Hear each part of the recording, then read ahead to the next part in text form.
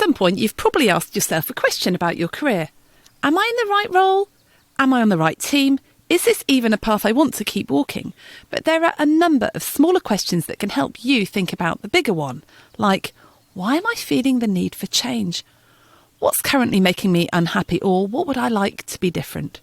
This week, I'm delighted to have Jane Gunn, aka the Barefoot Mediator, back on the podcast. Jane works with people in times of challenge and crisis, helping them navigate through transition and change. And she's just written a book called The Mole and the Mountain, which helps us connect with our inner wisdom in a really approachable way. So if you're wrestling with a tricky decision, or you find yourself looking to other people for advice, this conversation is for you.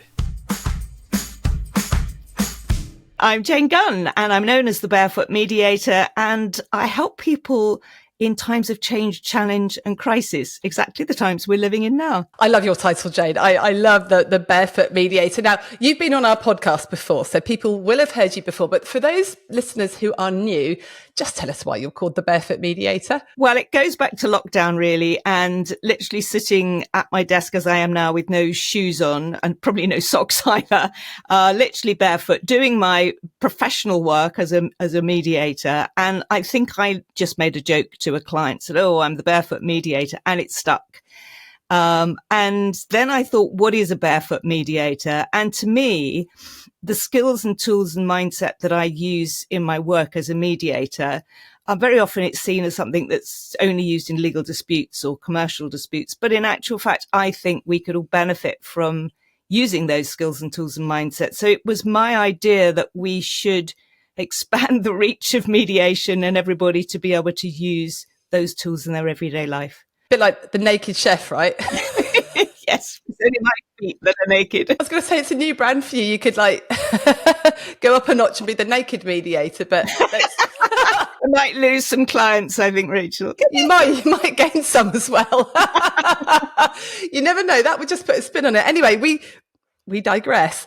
Jane, we've had you on before and we've had some brilliant podcasts with you about like how to say the thing that really needs to be said, how to raise issues, all those sorts of things. And I'm really interested in the direction that your work has taken, because you've actually just produced a book called The Mole and the Mountain. Jane, tell us, why did you write this book? What was it in response to? Okay, well, just to give why there's a mole, Morris, here is Morris the mole. Very cute. Oh, you got Morris the mole. Okay, yeah, he's very sweet. So somebody very early on said that what I do, the service I provide, is making molehills out of mountains. And so in my two previous books, the illustrator, Simon Elinas, who's illustrated this book, always put a little mole. And then gradually Morris has come to life. And I just wanted to write a book about Morris and the mole and what that meant. And actually, in the times we're living in, which seem to be, I describe as a cycle of crises, it seems to me that for a lot of people, we're living in quite dark times, a lot going on for many, many people. And that was so during the last 3 or 4 years. So the story is about how do we deal with dark times? How do we come out of the dark and find a vision and a way forward? And I've always found my clients' journey, if you like, that they go on when I'm working with them in a mediation or in some kind of conflict process, that they go on a specific journey. And there are about 4 points that this book is based on a little map which appears at the beginning of the book. But there are several points on the map where I find my clients get stuck, really. And so I've illustrated all of those points and taken Morris on this journey from this darkness into finding a vision and finding what I call the mountaintop of experience, a place that's where he was aiming to get to and a place that's sort of lighter and more energetic. And so it's all about helping people get unstuck with journeys that they're on with life transitions and life changes. Definitely. And so it can be used in many, many different scenarios. And so I've got a couple. My niece, for example, is about to transition. She's about to move back from living in New York for about 7 years to the UK. And she said she was finding it very helpful think through that transition. Where were they getting stuck? What were the challenges? What vision did they want to have? And another young friend has been using it again for a transition, or thinking about a transition from the kind of work he's doing to a different kind of work environment. And do you find that people get stuck in exactly the same places, in exactly the same order, or is it different for everybody? I think it's different, but there's a place in the book and in that map called the murky swamp of reality. And I think we all get stuck there from time to time. It's a place where, and I do liken it to a swamp. You know, if you were stuck in a swamp and you start thrashing around, all you do is make the water muddier. It becomes less clear and you really can't see, you know, you're just surrounded by mud and weeds. And it's how do you, in that moment of not knowing, how do you go into the darkness, which is further into yourself, which is questioning yourself and your reasoning and where you're going? How do you take that journey within to yourself as well and think, where am I really trying to get to? What's holding me back? And so that's the phase in what I would call in a mediation, where we're what we call exploring. We're looking at what were our expectations, what is our experience, or what evidence do we need to kind of help us make the decision and make the transition. And we surely don't want to stay stuck in the swamp for very long. Why do you think people get stuck in that swamp of reality? I think often it's that we don't want to do the internal questioning. So I find even in my commercial mediations that people want to rush through this phase of exploring more deeply what's going on, to understanding themselves as well as understanding the situation they're in. And, that can be quite difficult. It can take quite some time. So I often find clients say, well, let's not bother about that. Let's just jump to what the solution would be. So this is really the most important place of the map, although it's perhaps one of the sort of hardest places. And if you can imagine being in a swamp, you want to get out as quickly as possible, but sometimes you've got to relax into it and think, what am I learning in this place? What's this all about? That's really interesting, because I think that happens in coaching as well. Often people come to you with like I want to get this to the solution. I want to solve this problem. And you go, okay, well, what is it that you want? Like, what's really important? What do you want? And that completely stumps them, because they've been so fixated on solving the problem that when you say, well, actually in the long term, what do you want? And I'm not judging anyone either, because I've been sort of thinking about like my work quite recently in my career. Like, what do I actually want? What does anyone actually want in their lives? And the problem is, if you don't know that, then you go off chasing that career or that solution to your problem. And you might get there to find that, oh my goodness, it's the wrong solution. It doesn't actually even work. Well, there is that wonderful book by John Kabat-Zinn, which is Wherever You Go, There You Are. It's so true, isn't it? You can search after all the toys and all the experiences, and then there you are. And that's what we're experiencing, or that's what we're exploring. Who are you? Who are you being? Who do you want to be, rather than what do you want to do and what do you want to have? And I'm fascinated that you've come to this through actually working in mediation, because in my mind, mediation is, there's a problem, you need to solve it and make sure you're all on the same page. But actually, it sounds like there's a lot of quite deep work that has to go on for both parties in a mediation. Yeah, and I think they often do, as we say, they often try and avoid that and think, oh, this is a legal or it's a commercial problem. It's nothing to do with us as human beings, let's just get it sorted. And it's not really the case. Wherever we go, again, there we are as human beings, and we have to deal with our humanity, if you like, and our human conditioning. It's always a human problem, let's face it. It's always a human problem. Side note, we had a tree surgeon over recently just to sort of clear a few branches. And I sort of said, so how do we manage these trees in general? And he said to me, trees are not a tree problem. Trees are a human problem. Trees are great, just as they are. It's the humans that get in the way and go, oh, that branch is overshadowing my fence or something like that. So how do you help people really know what they really want when they are in that swamp of reality? I did a blog last week. What was it called? Bobby's Question or something. It's about a young guy who says, I'd love a red sports car. And you go, well, why would you love a red sports car? Well, if I had a red sports car, I'd have more people noticing me. Oh, so you'd have more people noticing you. Anyone in particular? Yes, I'd have Rachel noticing me, or maybe, okay, well, what is it about? So you go on through and through the questions, asking deeper and deeper questions. So what is it really about the red car that you want? And often it's about how we feel about ourselves. Well, I would have more people liking, loving me, acknowledging me. And it's not that every problem is about that, but more than anything, we want to feel good about ourselves, and we want to feel acknowledged, heard and paid attention to by others. And if we feel that we don't matter and that people don't care, then we're looking for that. And that would be so in a workplace. You see, even in a workplace conflict, when we're not happy at work, it's usually because we don't feel respected and acknowledged, or that we're able to provide the service to our patients or clients that we'd really like to do. So interesting. I was listening to a podcast yesterday where I think Greg McKeown, the guy who wrote Essentialism, was talking to Tim Ferriss. I'm a massive fan of Greg McKeown. You know, I recommend his book Essentialism to everybody. And he was saying that, you know, every single conflict in the world or argument between people is about, at the bottom line is, do I matter? Do I matter to you? All around adult attachment, you know, I need to matter in this case. Those two questions, do I matter and am I heard? And essentially the mediation process is about enabling people to answer those two questions and to hear each other.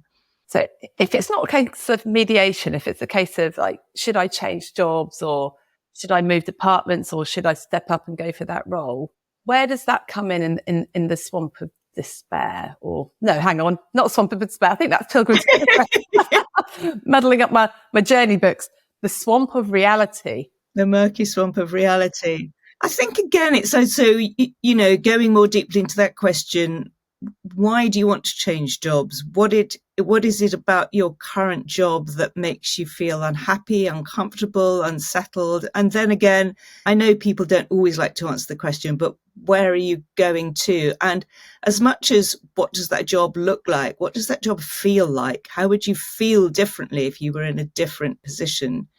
Because we can always be chasing salary and title and, you know, lots of hard things, if you like, but what are the softer elements of what you really want for you?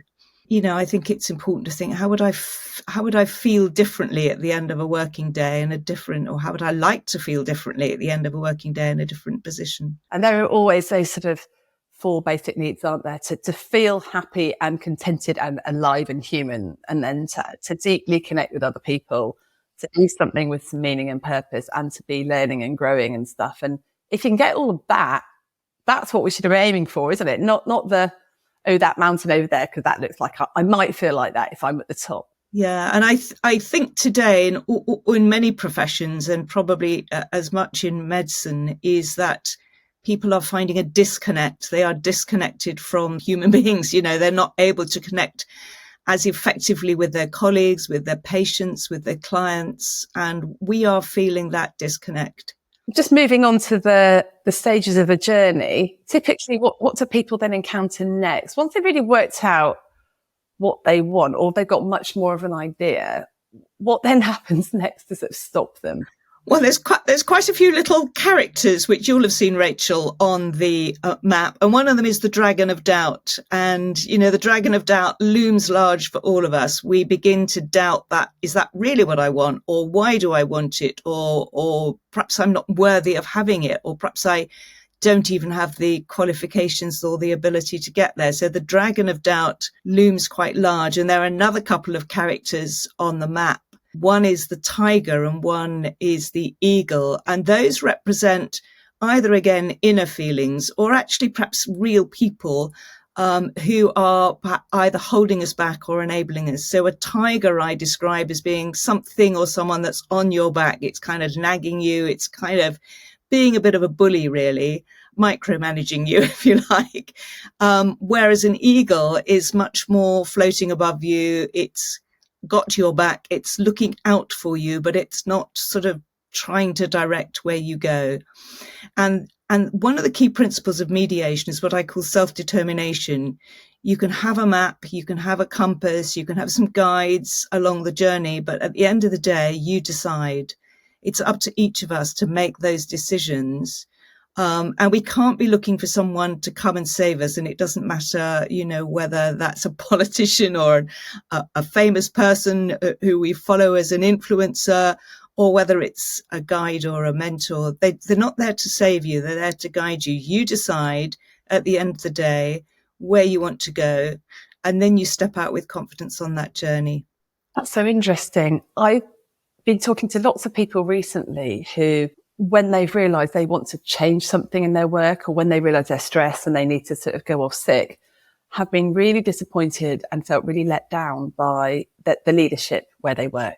So either their partners or their colleagues or the HR department or their clinical leaders, things like that. And the more I hear this, the more I'm thinking, well, of course not. Because if you're all working together, so if you're working in a practice and you need to start looking after yourself and take some time off because you're getting quite unwell, and you go to the senior partner who's also experiencing all the stress that you're experiencing, and you say, well, I'm really struggling, then they have such a conflict of interest, don't they, in being able to support you in the way that they would do normally if they were just a friend or a mentor or an eagle. I guess what I'm thinking is the eagle is above the situation. They're not in it. The tiger's probably on the ground having to deal with all the same crap that you're having to deal with. And so it's not that these people don't want to support you. I'm sure they really do and mean very well, but everybody, when anything happens, their immediate thought is, what does that mean to me? What does it mean for me? So if one of your colleagues is really saying, I'm really struggling, you try and be as supportive as you can, but actually deep down you're going, oh, how am I going to fill that rota? When are they going to come back?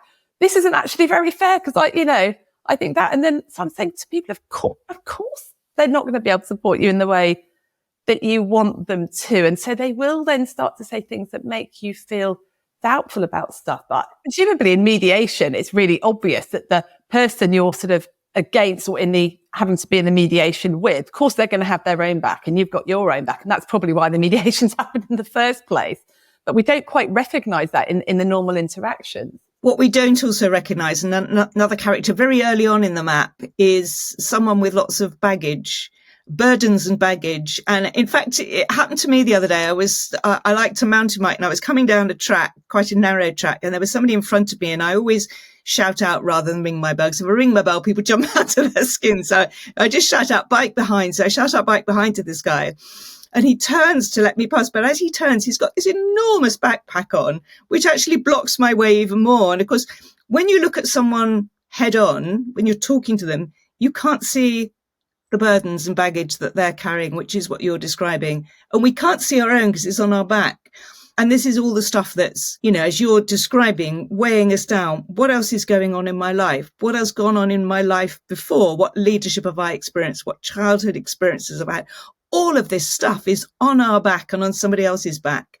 And again, it's not always appropriate to get it out and unpack it all. But sometimes we need to just acknowledge that's there. They must have their own stuff. I've got my own stuff. Is there some of it I need to get out and leave by the wayside, lighten my load and lighten my journey?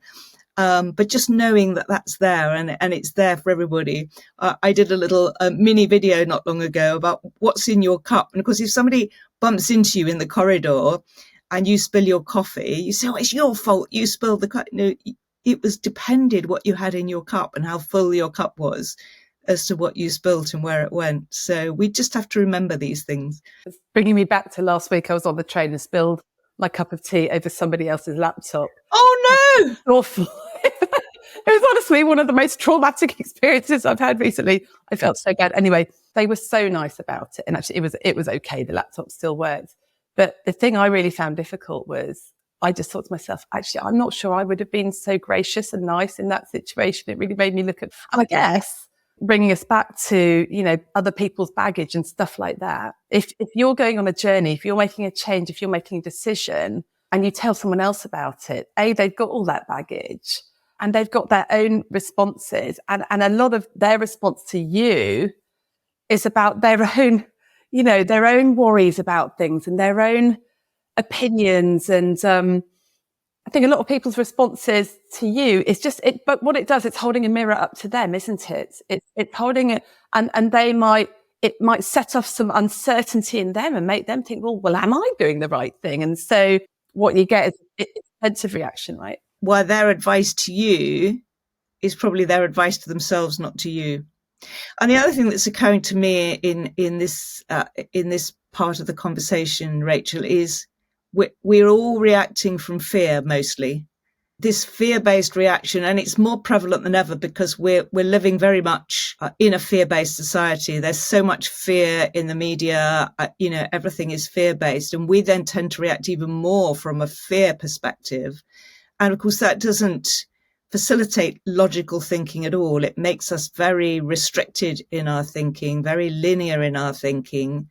And so only when you can sort of let go of that fear and say, but what about the opportunities and the possibilities, and, where might this lead? But, other people are probably advising us or wanting to hold us back because of their own fear for us and for themselves too. Yeah. And I think one's nearest and dearest are often almost some of the worst culprits, aren't they? Yes, for sure. Well-meaning relatives who don't really know what's going on, but think actually, well, that's that path you're going down, and that means financial security for you and your family, and that's going to worry me if you don't have that. So I'm going to give you this advice. And that thing about making decisions from a place of love opposed to a place of fear, and I call that being in the corner and being triggered. It's quite hard, isn't it, to notice when we're in which mode. I guess conscious leadership would say, are you above the line or below the line making that decision? It is hard. I mean, I use love as a sort of acronym to say, are you listening to yourself and to others? Are you observing what's actually going on within yourself and outside? Verify means to check. Let me just check in with myself. Let me check in with others. Let me be sure. And then E stands for empathy or ease. But also, am I being thoughtful and empathetic? And then fear is all about fighting, engaging, being adversarial, and needing to be right. So those are the two. How I use both of those to see whether we're in one mode or the other. I love that. That's really helpful, because I found myself a bit below the line in the fear thing recently, maybe in a couple of meetings I've been in. And actually, part of the battle is just noticing that, actually realising it, isn't it? If you realise you're below the line and acting out of fear, oh, that's interesting, I'm there. And then shifting, L, listen. Actually, okay, let me just shift into listening and observing. And if I can then start to act like that immediately will move me out. So, for example, in a meeting, Rachel, where, you might, so if you are acting out of fear, you might be triggered to respond or be defensive to somebody else in a meeting. Whereas if you were to stop yourself and you could say, let me just ask a question, or let me just check. So the verifying me, I thought I heard you say this. I'd just like to clarify what we're saying here. So you just step back into that listening, verifying, checking mode to go, give myself a bit of space. Let me just check what's actually going on and what I'm really hearing. Getting curious, isn't it? That's my favourite word to flip me. It's like, get curious, not defensive. And interesting, back to this thing about the mentors and people that give you advice, whether they're tigers or eagles. I think one of the issues is that there are people that we really respect that have been fantastic mentors that have given us brilliant advice. And that might be in one context. It might be, say, I'm thinking there's lots of doctors that listen to this podcast. So they might be a clinical mentor. They trained us, or a senior consultant. We really appreciate their wisdom on that. And then we go to them about another decision entirely. It's about something else. And we expect them to have the same sort of wisdom on that as they've had on other things. I read an article recently about having different mentors for different things. I think that's where we come across and think, Bob doesn't think that's a good idea, what I've just told him. Well, because Bob's not an expert in that bit. He's an expert in neurology, but not in that. I mean, so true, Rachel. And I do think we also shouldn't underestimate the impact of having younger mentors as well. We always think a mentor should be somebody older and wiser. But it's not necessarily so. And it may be that sort of asking a younger colleague what they think or for their thoughts would be just as effective or even more effective, because they've maybe got a different perspective, particularly as medicine's moving so fast, and somebody who's much more senior to us may have a very different perspective on the workplace and the opportunities and the options than somebody who's younger would have. Yeah, definitely. We definitely see that. I'm Gen X apparently, and we definitely see the millennials are much more focused on work-life balance, actually. And the generation above me, are they the boomers? I don't know who they are, but medicine seems to be much more of like this vocation that you gave your entire life to, that, and so actually I think we could take a lot of advice from millennials who've got it right, because if we don't have the right work-life balance, nobody's getting any better, really, because we just then end up burning ourselves out. And I think in law, where I come from in medicine, there was always this sense in that you did, push yourself really, really hard at the beginning, and you worked very long hours for very little pay. And, it was kind of, well, if I've done it, then the next generation ought to be able to do the same. And we've stepped back from that a bit, and that isn't the right approach anymore. That's really helpful, actually. I think identifying when you're making a decision, is this person an eagle, someone who really has got good perspective and actually is independent, doesn't have a vested interest in me carrying on fulfilling that role that I'm fulfilling now, or carry on doing the same thing, or whatever the decision is. Yeah, I guess it's the independence and the lack of vested interest. Or the head tiger, they're sort of in it with us. And actually, me even asking that's probably sparking a little bit of fear in them. So they're coming back very defensive. And that there also might be that element of those characters in ourselves as well. So also understanding where we're being more tiger or more eagle. Lovely. So, okay, that's really helpful. What comes next then? What's the next tip? Well, the next point is then this sort of decision-making part. So you come to what I call the bridge of courage, and to go forward, you've got to cross the bridge. But to the left-hand side is something called the deep abyss. And for example, I can give an example from a mediation even, is that often people in mediation end up spending or potentially spending or losing more money on their legal fees than they stand to gain. And so that would be ending up in the nowhere abyss. In terms of a conflict escalating, you get to the stage where I mustn't lose face here. And, if both people are going to say, I'll do anything not to lose face, then you potentially end up losing everything that you had the opportunity to gain. So it's really here it's a decision-making place to say, what are the options? What are the possible options? And I think one of the challenges we have, particularly in society and often in organizations, when we're trying to make decisions, is we come up with one narrative and one solution. And then we think we must follow that because we've now invested in that.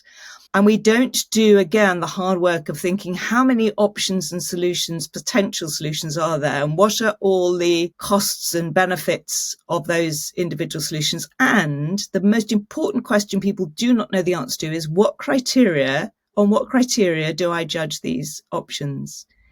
And I used to ask this when I was a board member and say, so on what criteria are we making a decision on these options? And people would blank over and go, don't know, haven't thought about it. So it's very important to say, is one of my criteria work-life balance? Is one of my criteria salary? Is one of my criteria childcare? I mean, whatever. But, what are the criteria? How do you use them to judge the right way forward? And just having some, really. And can you use that for, I guess, not just sort of like career job change decisions, but say if you had to make a decision about going and having a very difficult conversation with a colleague, for example, or if you're going to performance manage somebody, can you do that the same?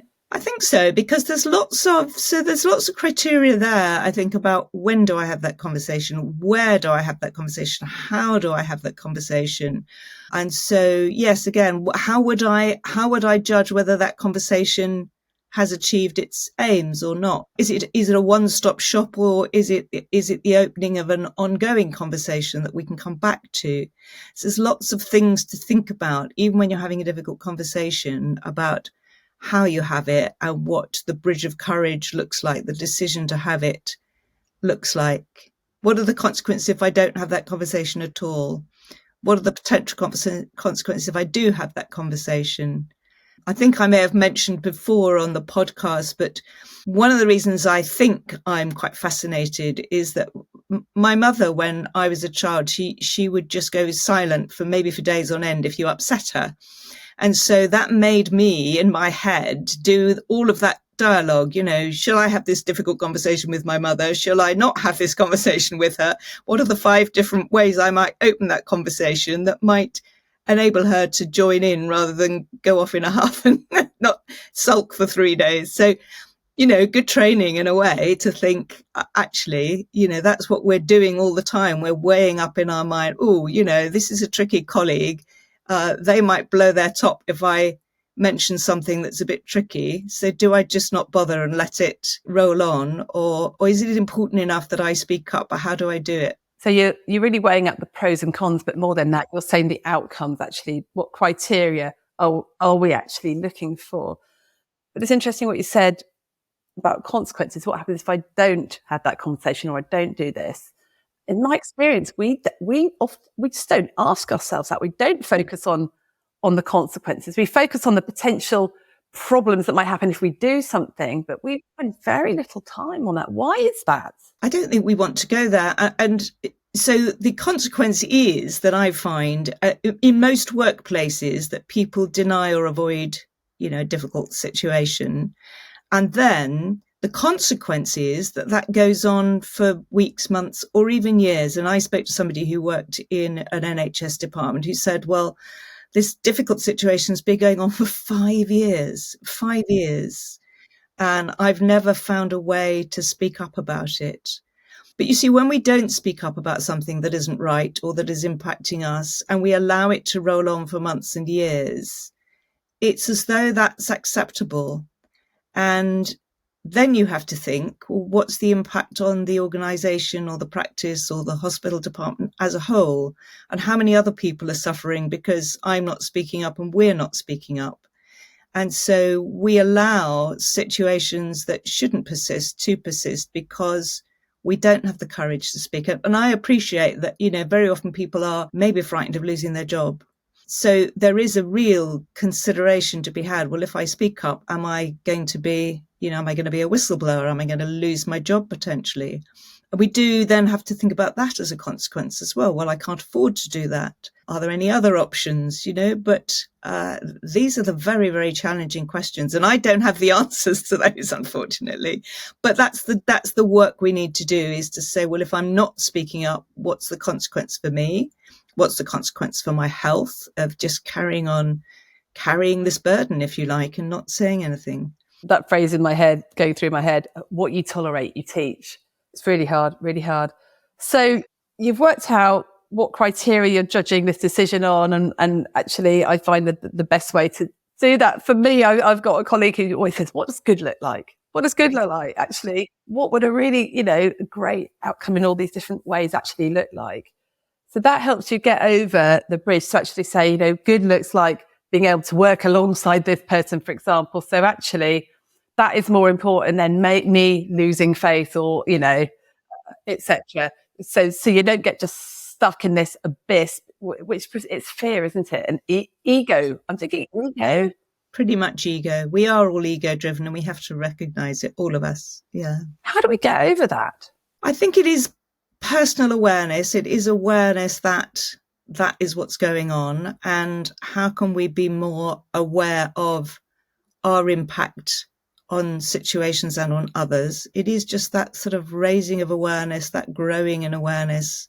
I think that's it. It's just a journey, isn't it? To know that, to recognize those times where it's our ego speaking and not us. And most of us don't want to think about that, I think. So a lot of this, and a lot of, I guess, the reason I've written this book is that it is a personal, every decision we make, every conversation is also part of a personal journey that we go on. And we have the opportunity in each of those situations to grow a little bit more by thinking, oh, I handled that well, or I didn't handle that well, or here's what I think about life and this situation, every little journey is part of life's journey, if you like. So this book represents individual journeys, mini journeys, conversations, meetings, decisions, but it also represents life's journey. And is there anything else that tends to be a real blocker for us on this journey? Well, I think once you get, and I think we're almost talking about that, but once you've made your decision, you've still got a path to go on, which is why, you're only at base camp then. You've still got to climb the mountain. And, there's a part on the mountain which I call the deep, deep, dark woods. And that is about this shadow journey. What's in our shadow? What are the things we don't recognize that we haven't yet seen? And even when you start out on a journey, even if it's going on holiday, there are things that you haven't yet thought about or that are going to surprise you or that are kind of come up. And we have to acknowledge it's not just because you've made a decision and it's a positive decision and it's aimed at taking you to a better place. You're only at base camp. You've still got a large part of the journey to that mountaintop to get to. And just recognizing that there are still shadowy parts to go through and difficult times and rough terrain and things like that. And just because it's difficult doesn't mean it's wrong, right? No, exactly. And I do feel, Rachel, I wrote a blog post about this. I do feel we live in a time where we are addicted to comfort and convenience. Everything's there at a click of a button. You ring Amazon or you post it, you order something off Amazon. It's here within hours. That's mad. You can get Uber, food delivered to your door. You can have your water temperature, any temperature you like in the morning. We live in this time of absolute comfort and convenience, but also crisis. And we're also addicted to crisis. So we lurch from crisis and then we think, no, I want to go back to comfort. Who or what can put me back in that place of comfort and convenience? And actually, if we understand that the inconvenience and the discomfort is part of the journey and part of the growing, then we're not constantly cycling between crisis and comfort and convenience. I think it's interesting, Jane, you talk about the difficulties. And I mentioned earlier about this, that basic human need to have very deep connections and deep relationships with people. But I don't know any deep relationships where I'm working very closely with someone or in my family where there isn't some difficulties and there isn't the hard work to do with being vulnerable and saying, oh, actually, that was a bit hurtful and that was a bit difficult. And can we get through this? It just doesn't happen. And if we then just sweep stuff under the carpet and don't address it, then yeah, we might have an okay relationship, but there's always hidden resentment and hidden stuff, isn't there? And so it's tricky, but it's really... I guess that's why I write a book, which is a little bit more lighthearted, because this stuff can be quite heavy and you think, oh no, I really don't want to do that kind of, I don't want to go there and I don't want to have to do this hard work. But actually, it should be a bit more lighthearted. My values are to listen, to learn, to love and to laugh. And I think the laughter bit, the humor and humility are the biggest things for me. We've got to approach all of this with humor and humility and say, actually, it's not all about me and I can have some fun on this journey as well. And that is the whole point really for me of writing about a mole, really, is to think, well, look, let's just have some fun with this. We've got to go on this journey, but we might as well enjoy it. I did a podcast a few weeks ago with Ida Bouvier, who's written a book about leading with your right brain. And it's all about metaphors, stories, being creative. And something like this, well, it seems very simple. It definitely isn't. But you can just grasp concept. Like you immediately say you've got a high mountain to climb. We all know what that means. A journey. We all know what the journey means. A swamp of despair or reality. Or it's really, really helpful for us to grasp some quite difficult concepts. So I think it's really helpful. And actually, next time I have a decision, I'll be like, oh, okay, swamp of reality. What do I really want here? What's going on? I do want to just pick up this thing about the ego, though. I think if we can just get over the ego, I read a quote and I don't know who it was by. Someone said, if you don't mind who gets the credit, you can achieve anything in this world. Isn't that true? Yeah. And I've been in so many situations where people are claiming credit for something. You think, no, I did that, or I was part of that. And you're just saying, oh, it was all me. It doesn't matter. And yet it does matter because, it's one of the things that does pull us all down into that nowhere abyss. I think particularly in relationships, we had a bit of a set to in our house yesterday for something very trivial. And I went to bed fuming because but I was right. I was right. Why can't they all see that? I was right. Yes, I told you so. And I was right, by the way. So I've had the last word, ha ha. None of them listen to the podcast, apart from my mum. Oh, and my brother. Apparently my brother. Hello, Christopher, in Australia. He listens. Oh, how wonderful. Chris, I was right. And then I fumed for a bit. And then I settled down and I went, Rachel, what do you want to achieve? Whose side are you on anyway? This is your family. Why do you have to acknowledge that you were right? You would do anything for these people. Yet you can't even just let it go. I thought, let's just check the ego. It just doesn't matter if I was right or not. It actually doesn't matter. The criteria, what does good look like? Actually, good looks like good relationships with these people who know that I'm not going to fight tooth and nail with them just to prove that I was right. Oh, I don't know. But people, I've heard that argument is that the who was right argument is like a fight to the bottom. Again, we do live in a time where many, many people are relying on victimhood. And it's not that we shouldn't be, again, compassionate and empathetic to others, but, we have to move out of that. But what can we do to relieve that situation rather than what can we do to wallow in the misery of being a victim? And this isn't that you let everyone walk over you and you're constantly taking other people's naughty monkeys, taking their shit on top of you. And definitely not. But there is that line about, actually, where do I just stop fighting the battle here to save face? Yes, we could probably do a whole podcast on ego, Rachel, but we'll leave that for another time. Judging by what I've just told you. We'll call it a therapy session, Jane, and, So I would suggest everyone get the book. It's great. It won't take you very long to read. It's a lovely little book, and you can just leave it lying around the house, in the bathroom. Sorry, I don't mean to disparage your book, but I think it's great. If you put it next to the toilet, people will look through it and read it. Well, this is what's happening, Rachel. It's disappearing in people's households. So when I send a copy or a copy arrives, it's apparently sort of, somebody's wife or their child is pinching it and they go, where's that book gone? Oh, yeah, I've got it. That's happening.